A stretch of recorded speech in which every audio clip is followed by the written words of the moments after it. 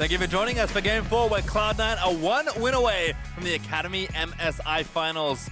Team Liquid will be selecting blue side for this game, but Crumbs, it did feel like despite the early lead Team Liquid got in Game 1, that is the only early lead they've been allowed to have in this series. Yeah, and I think a big part in due to the Morgana pick that did so much to stop Cloud9 from being very aggressive in this match has been banned ever since. So we believe that this is why Team Liquid has chosen blue side. They want to really lock into that first pick, maybe go for a first pick Thresh, maybe the Morgana. More importantly, let's get into that game right now because we can't wait. These Academy games have been fire. They certainly have been fun. We've seen a lot of different picks, seen a lot of aggression between the two sides. So curious to see what the next game has cooked up for us. Unfortunately, we need players to get back in their seats, but they should be back anytime soon. Come on, guys. We're waiting on the scrims. Oh, that's not a good time to get tired. You got 2 more games to play, potentially. That's a familiar scenario, though. You're out there with your team. You're the first one to the scrim block. You're like, all right, guys. What's going on? What's happening? You're like, oh, we're waiting on our anime to finish. How many times did that come up? It's real. It's serious. Oh, I know it's too. Like, waiting for my solo queue game to finish. Most common excuse for late to scrims. Anime had to finish. All right, Team TLA welcome themselves back to the stage. C9A will be back shortly, I assume. And certainly a lot to think about here. I mean, TLA backs up against it, like you said, Crumbs. Have to win 2 straight games if they want to push themselves into the final. They didn't want Vlad, right? Vlad was such a pivotal available pick for Insanity in their last series against CLG. It was banned in 2 games. Yeah. The one game it was open, they choose not to take it. Yeah, wanted LeBlanc instead for the more aggressive counter pick into Golden Glue's Casio, and never really was able to get things going. Did not deliver on the solo kill that he promised. The solo queue certainly has been delivered as Diamond waving. He's feeling good, man. For a new player, at least to Academy, has been around for a while as far as playing in the region goes. Well, here in Academy, we get to watch who will potentially replace your favorite LCS player. Oh, is Westrise sitting down? Oh, he's a former top laner. Put me in. Kuma's like, oh, here we go. Westrice's jungle versus Blabber's jungle. That's we'll call that highly questionable. Oh, Blabber's coming back. What's gonna happen? I want to see the look on Blabber's face. He's like, hey, out of my chair. Oh, that's very respectful. Got straight out of the chair. Like, Blabber, you've been playing well. I'll give you a seat back. But you got to be careful next time. You know, it's actually, the coach subbing himself in is essentially the all-in move that the coach has. It's been done before in LCS. It's been done in Academy. You essentially say, you have a player that's a bit too problematic. Like, you know what? I'll show you how it's done. Yeah. I'll put myself in, coach. I'll show you how it's done. Not going to lie, I've done that myself as well. It works. It's a good discipline tool. Interesting to see that no Akali, which we maybe expected a little bit more of. Had a huge priority yesterday and also in the quarterfinals. I think Westrise, as a well-known former Akali player, will be very upset. He actually inspired me to play Akali, which then made me known for Akali. And I was like, it's not me, it's Westrise. And then more people were like, it's Westrise. And then everyone's playing Akali, and now she's a different champion. That is the TLDR on Akali throughout the ages. Now she dances and is a pop star. We can't recognize her anymore. That's true. Too many fancy moves. Well, certainly been a lot of dynamic drafting in general, I think, which has been really nice to see. Again, in Game 1, it feels like TL's preparation really paid off, and then Cloud9 have adjusted well in the last 2 games. So with the side swapping back once again with Liquid on the blue side, like you mentioned, curious to see what changes happen this time, because now Liquid are certainly kind of forced to change some things. I want to see Thresh switch hands, because 4 games is too much, or to give one player one set champion in the best of 5 series. You got to look at what they've been playing. It's definitely the Thresh, and the Gragas ban is actually coming out. That's really interesting. So you don't want to ban the Yasuo. You ban what synergizes super well with Yasuo to tempt you into still picking it. You know, there are still plenty of options. They're not as good, of course. Yeah. But Jarvan. I was going to say, I feel like they have to ban Jarvan at some point. You've got ooh, all right. I like where you're going. Clearly a ban again, so Talia would actually even still work with Yasuo. That's true. Clearly a pick that Cloud9 practice on, as Morgana and Cannon once again receive bans by Cloud9. There's the Jace ban by TLA, so expecting Silas again. That's basically what we saw last game. I don't think Cloud9 dare give it over when they're only one game away from finals, but you never know. I think you ban Silas and first pick Thresh for Mats. I don't remember what they first picked last game. There it is. It's going to be Thresh though, almost assuredly. They do lock it in. Matt saying, give me that champion. Okay, so Cloud9 must definitely have been thinking that this was going to happen. So what answer do they have against Thresh? Because Tom Kench is a really good one. You always devour him and you have more mobility, but you do get to walk away with the dangerous Lissandra. What are they going to do with Lissandra? Because as a flex pick on red side, they've got a lot of flexibility here with what they can do, because this can still be a Yasuo comp with Lissandra. Yep, thanks for Cloud9 for jogging my memory. That was, of course, TL's first pick in the last game on blue, so give it over to Cloud9. They give the Lucian over as well. Kid continuing his streak on the champion. Had one game where Jinx was like, nah, not for me today. Give me the aggressive champion. No, that totally happens, right? You play a certain like late game style champion and you get a feel for what this series is going to be from that first one. You say, you know what? Everything we thought would work is not going to work. Change it up. Let's switch to what is more effective against this team. And maybe that's what Shoryu wants, but that's not what Keith wants. Oh, Rek'Sai also, I think a really good pick there by TLA, just taking it early.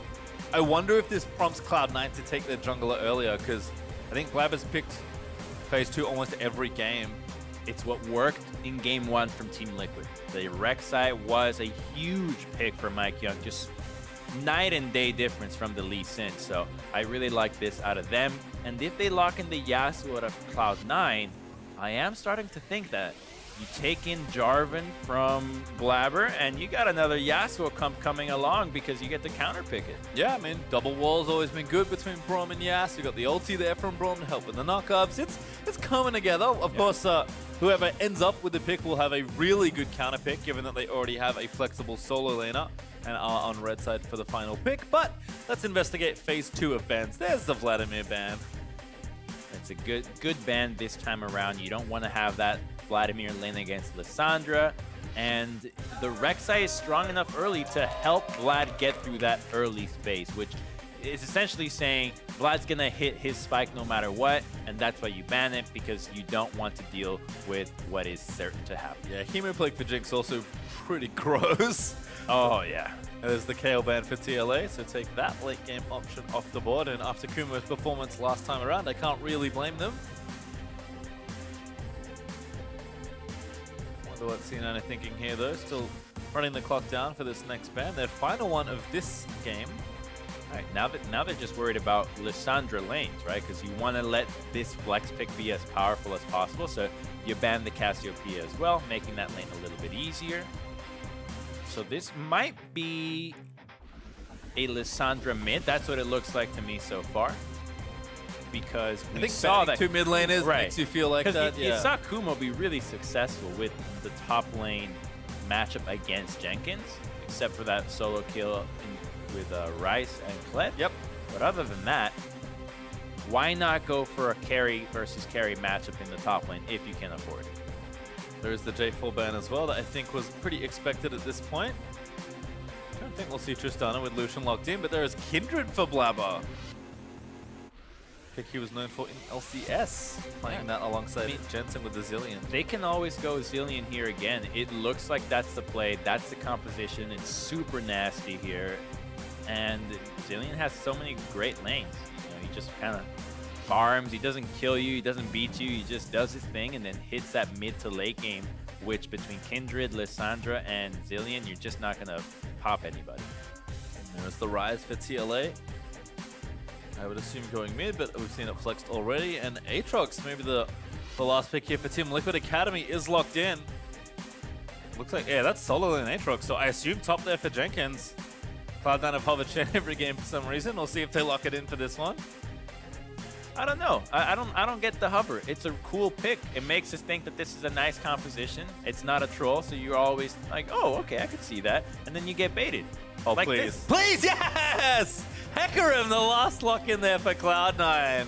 So Hecarim has received a buff on this patch, so we are expecting him to go into the top lane. I believe it is his Rampage stacks and now do a little more damage. That's his main damage tool, his Q. That's when he grabs his sword and swings it around his horse-like body. Ignite as well. I mean, this is... We talked a little bit how the solo queues leaked in after patch 9.6 here for Academy, but it's been fun. And Ignite Teleport Hecarim is exactly what the kind of thing I would expect. Kumo has been showing up on all these different picks, and you said you wanted to see a carry versus carry matchup. Well, you got one. Oh, absolutely. Like, this is going to be super explosive, and we hope that it doesn't explode too much in one direction, because then it's just going to be a stomp, and we don't want to see that. We want to see these guys battle it out constantly. Just action back and forth, decided on the hair's edge at the end of the game. Well, coaches will shake hands after game 4. Cloud9 on the hunt for one more win in the next 2. Would love to tie it up here if they can. Team Liquid must win to keep themselves in this series and keep their finals chances alive.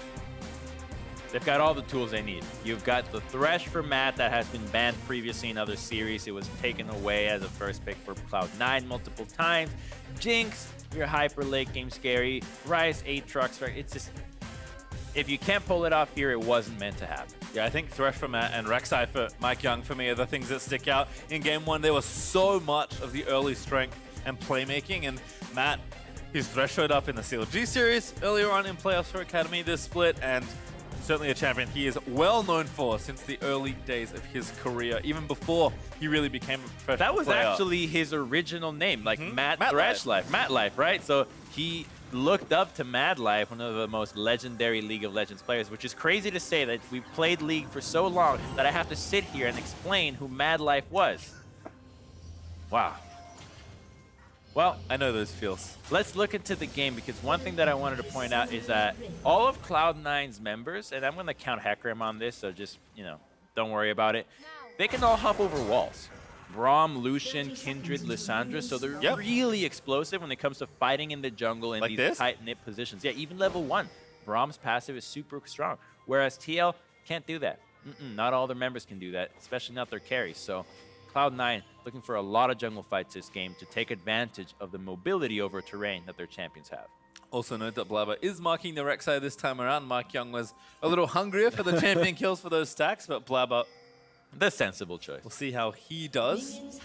Always interesting when you take away a jungler that you just beat away from your opponents. Mike Young, though, has to feel good on the Rek'Sai. Both junglers have Conqueror. I mean, that's the solo queue attitude, right? You lose to Master Yi one game, you know you have to lock in Master Yi the next one, because you're not going to sit back and not play Yi if somebody beats you. Insanity there. Proxy Aftershock. It's actually double Aftershock here in the mid lane, so Insanity's chances to solo kill his mid lane opponent are running out. I think we'll see not too much there, but maybe some roams, but the bot lane could have a bit more action. Early damage there by Shoryu and Matt onto Keith. Again, that Thresh level 1 can be really strong, and that Q missing means that C9's duo can't really do anything. Oh, nice double play as well. Matt, such proficiency on this champion. He's really pressing up, and that lane brush is what's saving Cloud9 from not falling too far behind in the experience here, because they didn't get denied anything. Insanity again getting aggressive, just pops the W for a bit of damage and walks up knowing the Aftershock will keep him safe. Blabber takes down that Scuttle, but the Crab is on the other side of the map this time around. Golden Glue does have Prio right now. That's not a good move, Blabber. Bot lane is collapsing right now, so TL does have pressure here, and they're anticipating it. Mike Young sees, can sense with the passive. Blabber over the top, onto the blue buff, but that will give that Mark and the Crab over to Mike Young. Really good coverage there from Team Liquid. Yeah, good on Blabber. I think a lot of time people tunnel vision for the Mark, tunnel vision for the Scuttle, and just go for it anyways without realizing that sometimes you're just not going to get it. So he goes for the blue buff and continues his route perfectly, right? He doesn't waste any time that was not needed. Unnecessary. Also kind of fun to see this here from Kumo. If you recall, his top lane superior, if you will, Licorice, played this to great effect last summer, I believe Interworlds as well, so it does feel like between the Gangplank he played into the Lucian and LCS versus Huni and this Hecarim, Kumo's really learnt a lot, and he's become a very good player. He was like maybe the weakest player in Cloud9 Academy last split. He's super shone this spring. I mean, I think Cloud9 has done a really good job. Also credit to the rest of Cloud9 Academy being really strong. Bolstering the Academy, right? Playing so much with the LCS roster, back and forth. having a good track record of moving players up and down just motivates your guys, knowing that you're going to get a shot. And here's a gank in the bottom lane. They are at level down, but Rek'Sai is here and the Q is down. MikeYeung again looking for that early game pressure. Ignite already onto Keith. That should be a kill. Lantern is there. There's the flash knock-up and first blood over to MikeYeung. Looking for second. Oh, the stun. The slow lands. The hook follows through. And that's going to be 2 kills, this time over to Shoryu. Love the choice to give the kill away to the Jinx and the early flash. No summoners burn out of Keith. And this is what Team Liquid needed. Utilizing Thresh's ability to set up your ganks, and that's why we've learned that you don't give Matt his Thresh. Again, a little too far forward. Great flare to start it off, and Keith was just dead to rights at this point. So this is only an example of a simple gank from this combination of Thresh, Rek'Sai. But now imagine if Thresh has Flash, and then Flash lanterns in Rek'Sai, who then uses her tunnel to push forward to you. Like, this is such a kill lane that now that Diamond doesn't have Flash, they might just take advantage of that and go all in on that lane, because Rek'Sai with the red smite, with the true damage on her bite, is capable of killing all sorts of tanks. Yeah, that's 4 for 4 on red smite there for MikeYeung, who's a man of one way in some ways. A man of one way. Aggression. His Insanity TP's in. Gonna hit down Golden Glue, but Golden Glue just gonna take his own recall and TP back in. Good damage from Jenkins though. Kuma getting a little too low, and with MikeYeung potentially in the area, Kuma may have to play a bit safer. Also, the Scuttle Crab has respawned, and that's a second mark lost now for Blabber. Yeah, he hasn't gotten a single one this game. This is really big for Mike, who now has an opportunity to go top, go for a dive. I think he's staying. Oh no, he's not gonna make it on time for the dive. Tough to back here if you're Hecarim, but kind of have to. With no TP, it'll hurt to lose this wave, but you definitely don't want to get dove, which, oh, we canceled his recall. Interesting, there's no Kindred here, so. Who knows Mike is here too. Now it's to back all the way up to the minion wave. With a level 6 on Jenkins, this is a dive.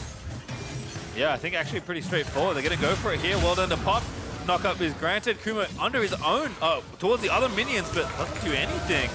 Just gets taken down by Jenkins. I think he needed to take that first recall. Yeah, he just, I guess he wanted to make the game harder on himself. Set up a tougher challenge.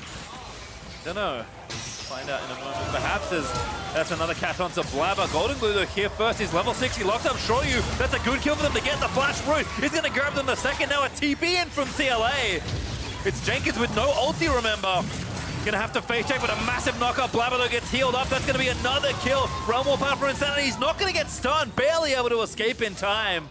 But that went so wrong so quickly for Team Liquid. Oh, it was so good in the top side of the map, but simultaneously Cloud9 decides to take advantage of the Lissandra roam power and make moves in the bottom lane. And what looked like a nice little pick on Blabber just turned sour so quickly because they don't have any vision of Lissandra. So they're thinking, yes, easy pick. Take the Lantern, let's get in here. Uh-oh. And even though the Flash is able to move before the Lissandra ultimate goes through, she's still locked in. Cloud9 gets to collapse. And this is when you wish you could still cancel teleports. Even Insanity's thinking about getting in the mix for some reason and ends up just barely making it out. One more auto would have stunned him and killed him. Huge windfall there for Cloud9 Academy. Pick up 3 kills to equalize. Golden Glue finally off to the races with that roam. And sure, Hecarim lane not doing too great right now, but the rest of the map certainly looking good. I want to show you what this vision looks like that allows mid laners to roam. You see that control ward here, the other one, you can easily just get in here, move down there, and you're completely out of sight. That's what lets Golden Glue roam freely to the bottom lane, and why TL goes for the play thinking that they're safe. That's the kind of vision that your jungler needs to provide for you, because those are 2 control wards. That's not just one guy doing that job. Ooh, Blabber finally gets a stack for himself, grabs himself the crab. Level 6 now as well for both junglers, so a little more impact when they make their next visit. MikeYeung is to the bot lane. With them pushing, but no dive. Oh, Matt with another nice play. Good jump there from Diamond, but gets himself rooted on the Trompers as a result. Glacial Fidget though up. Shoryu gonna get taken down. A 2v3 kill. It's like LCS all over again. He has no tunnel. If that Q would connect, they could go on Mike Young as well. And that was so weird out of Team Liquid. At first, thinking we're going to go for a dive. Then they say, no, go for a gank. Okay, you die instead. We've seen it. Jinx without a flash is just a sitting duck most of the time. As Mike Young in onto Matt. Oh, no ulti. What a good hook timing there from Matt. This Thresh is doing so much work, but they're still falling behind in the AD carry department. They're losing plates as well, and so it looks like TL has a really good idea as to what to do. They just need to shake up their defenses to make sure that they're not giving too much away while they're getting advantages. Yeah, lots of trades here. Still equal on kills. Gold up ahead for Cloud9, but it's not really anything at this point. About 200 to 300 gold. Again, maybe that first big objective, like a Cloud Drake. If teams want to fight for that, or just the next big roam might make the bigger difference. Kumo here fighting Jenkins 1v1, but both have ultis. Yeah, that's Hecarim ult gone just to get out of there. Kumo not ready to win these 1v1s just yet. Why is there not a Seahorse Hecarim skin yet? I think one of Hecarim's like very strange problems as a champion is that he has too many good skins that you could make for him. So deciding which ones to make, that's tough. That's what happens. Too many opportunities. It's too good. You take none of them. How do you decide? It's true though. Elderwood. Even the old school ones were like, ooh, yeah, I totally want to get all of these. I don't even know what skin this is actually. It's like a super. It's a Galaxy, so he's Space Horse. Space. Is that kind of what the rainbow skin is? Whatever. Whatever. Here, gonna take down the Cloud. Okay. I've been informed by production that is Lancer 0 Hecarim. So that shows me how many Hecarim games I've played since he was first released, however many years ago. I also like that we've done a great job dating ourselves during this card. I know. Everyone knows that we've been playing since season 1. We've got to explain who was it? Matt Life. We have to maybe Matt Life. Oh yeah, actual Matt Life. Yeah. All right, back to the game as the turret plates getting focused down. Cloud9 starting to grow that lead that I think makes feel a little uneasy as a Team Liquid Look at fan. that. He's still moving back and forth between this lane. He has complete vision here. It's too late. It's too late if he reaches this area already. So they need better vision.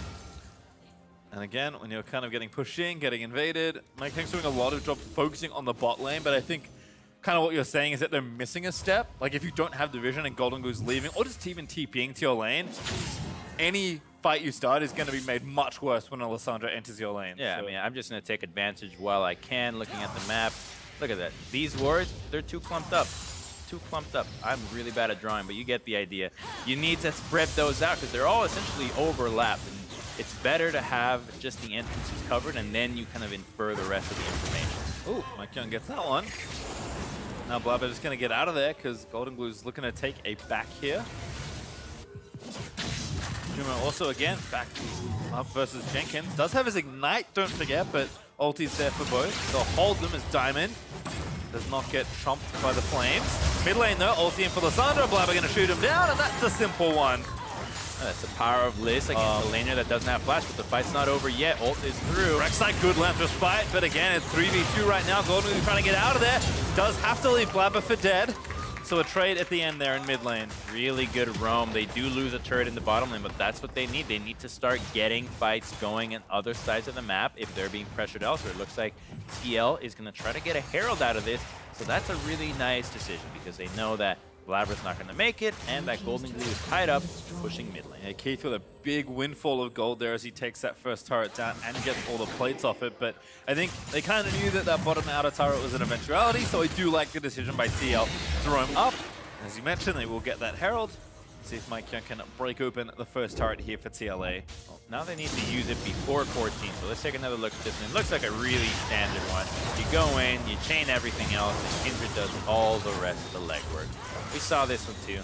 A little overconfident walking into that brush, and you do get Matt's flash, which is really nice, and his box. I don't know what he was thinking, but he still used it. You got to make sure sometimes, Crumbs. And they were sure that Blabber was dead. Well, they need to be using this Rift Herald within 20 seconds right now because you're going to miss out on a lot of gold on those plates. And then I don't think they're going to find that timing. Yep. The announcer has told us. Still 20 seconds, but it's tough. I mean, it is an interesting kind of thought about, which would you prefer, taking a full turret with the Herald or just getting the plate gold while you can. I think it is, very context dependent, but given that TLA kind of right now just needs some gold, would have been nice to see it drop, but it's always context dependent. I mean, sometimes you might be able to find an opportunity down the line where you get 2 turrets off one play if somebody TPs or dies or does something goofy. Here we go, though. Hecarim is not here. And TL is not the greatest at hard engaging in a straight line. They need to be coming from multiple angles. Rek'Sai can do that, Aatrox can do that, even Thresh and Ryze can do that. So it's about how creative they're willing to get with their flanks, and that's going to determine their success for the game. I was so stressed out that he wasn't going to get it, but does get his second mark and the Scuttle Crab there. As you can see, though, 7 turret plates to 1 there. So Cloud9 Academy getting a ton of gold off of those plate takes. Oh, Mike Young tagged, but looks like Cloud9 is rotating Keith and Diamond to the mid lane. We've got Golden Glue setting up in a side lane for now, and Kumo still just farming it out with a ton of gold. He's got a Phage, some Ninja Tower, and a Sapphire. Okay, it's not that much. I take it all back. It's actually behind somewhat significantly here. And for Hecarim, even though you have your Ignite, you need your Trinity Force to get work done. You really do. And it's the healing that's a huge boost for him. His W healing with the Lissandra, a thing that few people forget, but he's going in and he's going to get surprised. He walks right out. How did he know? It's horse sense. This is some can't understand it. Some top laner sense is kicking in right now. That is going to be the channel, so now he knows for certain. The top lane out of might be okay. That's okay. Wait a minute. So if you're just gonna use it for that, why would you not use it 20 seconds ago, right? Or at 14:30, so you can cash in some gold. That's my concern, because you could have used it to get a tier 2 if you want to go for a crazy big push. But if you just want to get turret damage, you might as well pop it when you got it and try to get some gold. You know what? I don't know the answer to that. You're the jungle expert here on this desk. But yeah, I don't know. I think maybe he was hoping that they could get some sort of push going, but Kumo clears out the wave. C9's dual lane is rotating up from mid. So again, it just feels like the story of the games that Cloud9 get ahead is that they just kind of grind out Team Liquid and win the game. Team Liquid need to find a different angle. That hook is going to help. Glacial Fissure out. Diamond under the turret, forced to flash away. Mike Young scurries over with the ulti, but not enough to get an execute. Got a lot of sums. Shoyu does have ulti, but I don't think he's got anyone he can kill unless he can find the Braum. And back up in the top side of the map once more. Jenkins starting to tank turret shots here. Almost getting the kill there onto Kumo. He's got his first item completed with the Black Cleaver. That's just letting him bully the lane a little bit more now. But mid lane does defend the turret, and that buys enough time for Jenkins to probably get tier 1 top all on his own. So really well played out of Matt and Shoyu. And man, I wish they'd picked Thresh a little bit earlier in this series, because I'm loving what I'm seeing. You can see why they couldn't. Yeah. Diamond kept taking it away. Makes sense. It's Keith and Diamond a little late to save the turret, but still going to get some push happening here in top outer, because the mid lane outer turret is very weak, and Golden Glue has demolished. Just procs it at the end, didn't probably need it, but Cloud9 is continuing to rotate nice and efficiently to take down these towers. And now let's see how Hecarim fares up against Ryze. I can't imagine too well. He would have to all in and run him down because the lane is right there, but I don't think he feels confident to do so without having the Trinity completed. Yeah, Ninja Tower as well means it not super well equipped here in this 1v1. But Kumo just doing his thing, farming it up. Really has been, again, the rest of the team this time around to get it all going. Golden Glue's had a good showing so far. Here's Matt, Mike Young, and Trojan though, and a TP. Keith, no Lantern to save you this time, so you gotta run. Diamond over the good block, actually might be enough. Now Cloud9 are here to try and turn the fight back around. In the bounce house there for Diamond, but Jenkins now going to be resurrected. Kumo finds his angle. There's the shutdown for Golden Glue as he claws out to safety. Keith also going to find the 1v1 win versus Jenkins as Diamond bounces back just to make sure his AD's okay. Culling out at Cloud9 again with a massive ace. A 5-for-0 clean ace, the literal best thing that can happen in a game. Cloud9 just gets it now, and they weren't even the ones that started that play. The TP came in first out of Team Liquid, and Cloud9 turned it around so darn well. At least it's not 2 minutes later, Crumbs, because they're going to lose this turret instead of Baron. Yeah, actually, that's a good point. So that's what you would tell your team. Like, yeah, all right, guys, it wasn't that bad. We didn't lose Baron. But Golden Glue is having an absolute scorcher of a game. 405, massive bounty. Remember, these are fixed bounties, so that doesn't include the kill gold anymore. That is all the bonus gold that Golden Glue is worth if you can kill him. And this play looked good for TL, but Cloud9's so quick to respond. So they commit right away to Keith, but unfortunately the block is right there. And look at what Golden Glue does. He doesn't ult right away. He Zhonya's his first, and he buys enough time for Kumo to just zone off the rest of the team. That Hecarim is just untouched in the back line. No one's doing anything to him. And meanwhile, the bottom left, Keith does take out the Aatrox with the culling. And he still lives. He was the one they jumped on right away. And I think that's why you see that you typically don't want to be engaging with Rek'Sai on your ultimate without dealing enough damage first. Because just being next to somebody is not enough. You need to really take advantage of that execute component that got nerfed on top of it. So you have to be even more cautious about that ability now. I have to say, Diamond never looks for another career. Paramedic will work out, because those are some insane response times to save his teammates there. First in the brush, and then back during Keith's little 1v1 versus Jenkins. Very well played by Cloud9 across the board. And again, it feels like they get a lead, they slowly grind it up to a few thousand gold, and then one big breaking moment happens, and once again, Cloud9 are up 7,000 gold. The script is getting older if you're a TL fan, but Cloud9 are just looking so dominant. You're right, it is another 7,000 gold on the side of Cloud9, and this looks like they're in the LCS smurfing. Well, this Baron looks to be forfeit, no vision. Young not even close to the area to really get a look in.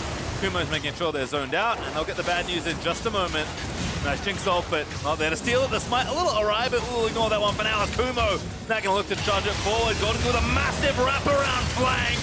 And now Jenkins diving into the backside, but Lamp just Spike going to keep Blabber alive for a little while longer. Diamond healed up. There's a double kill though for Insanity, who bounces the spell fluxes around as Golden Glue still trying to find some sort of 1v1. He does get a kill, but he will die to show you his Insanity. Barely able to escape. No, the last shot is good from Keith. A messy fight, and Cloud9 barely come out ahead. That's messy, but that is good for TL. You just took out 3 Barons on the side of C9. You got a few kills on your hyper carry, and you're probably not going to lose an inhibitor. Just a few turrets. That's pretty good. I'll take that if I'm TL. Yep, trades and time that you can buy for yourself. Very valuable for Team Liquid Academy, as Keith will look to finish off this turret. Should be able to get it, but respawn time is still relatively low. In fact, Keith won't even stick around long enough to make sure it dies. You could have finished that, man. That's like putting your plates in the dishwasher. You can do it. You always have enough time. Just press the button. Yeah.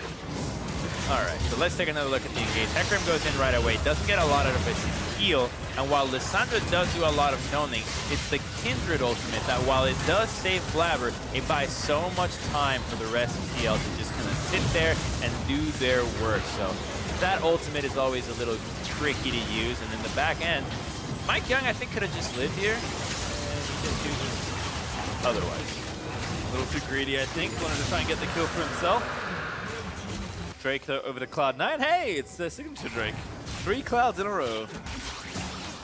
It's nice to have your mascot behind you in the critical game. If they win Worlds, would we give him a dragon skin? Ooh, I hope so. In honor of Cloud9, all Cloud Dragons will now be blue. You know what? I like that. Ship it. I'm sure someone can agree to that. What are the chances of that actually needing to be made? Very high. Please trust an 8 International. I'm all for colors. I like that the audience is cheering. All right. 2-2 down in bottom side. We're clearly getting a little off track because Cloud9, again, just looking so dominant. Almost about to close in on a 10,000 gold lead. There's still a minute left on Baron.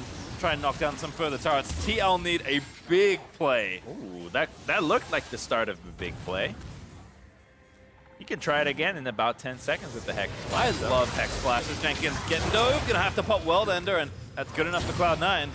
Yeah, no, that's really big. So this looks like TL will definitely, or should, give up this inhibitor. I don't think they have any business defending here. In fact, they could lose the game if Cloud9 pulls the trigger here, and that's what they should be hoping to avoid. The ball's down low for Braum. Ooh, good rockets here. Blabber about to get himself sniped. Good block from Diamond. Another good block from Diamond. make sure Blabber stays alive from the Jigsaw. And I think that's enough for TLA to actually defend this turret. Yeah, that's great. Now that you've found the way to deal with the Baron without losing an inhibitor, you've got Jinx to hit that super late game. We saw how powerful it could be in game 1 when you hit those 4 items, and now he's about to hit 3. So there's starting to be some really painful auto attacks on the side of Jinx. Yeah, 2.5 items, not bad. Next Drake is an Infernal though it's not up for a few more minutes, and Baron will be a short while as well, given that Cloud9's Baron is just about to run out. I would say TL lost a pretty acceptable amount given the situation from that Baron power play. Oh, absolutely. I mean, they just didn't have that much more to lose already, right? Yes. I should start looking at my solo queue games more like that. You know what? I just didn't have that much more to lose. Yeah. It was fine. Don't worry about it. All right, still though, getting the waves pushed in, looking to try and finish off at least this tier 2 in top lane, because it is the easiest target for Cloud9 to siege. TL will respectfully give it up. Oh, maybe a little more respect required. Ulti out from Braum. Golden Glue looking to tie someone up, but does not commit the ulti. Instead gets himself hooked. There's the Zhonya's and the ulti out of Blabber. Nice hook. Might be a turning point. Hook again onto Diamond, but keeps letting loose with the culling. Cloud9 forced to retreat. Golden Glue flashes Jenkins in the front side. Well in the back. Does resurrect. No Insanity back in. Finds the knockup, but not that bad. He's relatively tanky, but they'll turn it back around. Kuma with a massive ult now on a Rampage. Takes down 2. And now Matt's dead. Jenkins is dead. And I think that's going to seal the deal here for Cloud9 Academy. Mike Young trying to dive back in, but another 5-0 team fight win. And it looked like Team Liquid was finally going to hold off the defense, but between, I believe it was 3 statics of Zhonya's and Hourglass, Cloud9 was able to outplay the engage and turn it back around for another 5-0 clean ace to end the game. Another great team fight. The Nexus turrets fall down, and Cloud9 Academy will once again defend their title in the finals. They got to be feeling so good after this, and this was a pretty methodical win out of them. Play the early game, get your leads, snowball well, team fight even better. 3 clean aces in this entire series out of Cloud9. Those are so rare. Yep, execution looked good. Overall strategy, demeanor of the team. It honestly almost feels like game 1 didn't happen, given how dominant they looked once they dropped the game. Like, oh, that's not supposed to happen. We didn't put that in the script, and from there, domination. Or did we? It's like Cirque du Soleil, where they fake that they're falling, and you don't really know. All right, we'll go ahead and shake hands with their opponents. Team Liquid Academy, a good run, but will be stopped short by the defending champions who defend their title up against TSM Academy. Kind of how you would expect, given that those were the 1 and 2 finishes. But I think now we get the answer why Cloud9 picked Team Liquid. They knew they were strong, but they were not afraid. Yeah, absolutely. And I think that it wouldn't have mattered had you picked Echo Fox or Team Liquid because of how good they looked. Another strong game.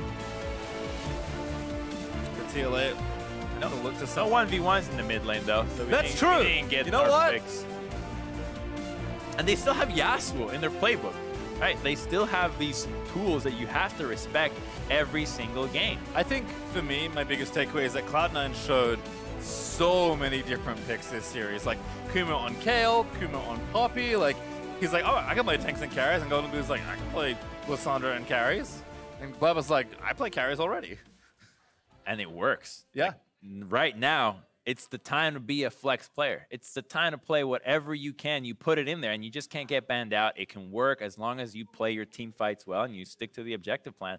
It's just a great meta. I'm really happy that we I agree. I think this. the games have been really fun in Academy. The meta has been all fun, but let's recap this last game here. 6 minutes 30 into the game. A bot lane fight where C9 equalized the game that Team Liquid had started to get ahead in with this little encounter. And it looked so good. They thought they caught Blabber, but the ruse was on them.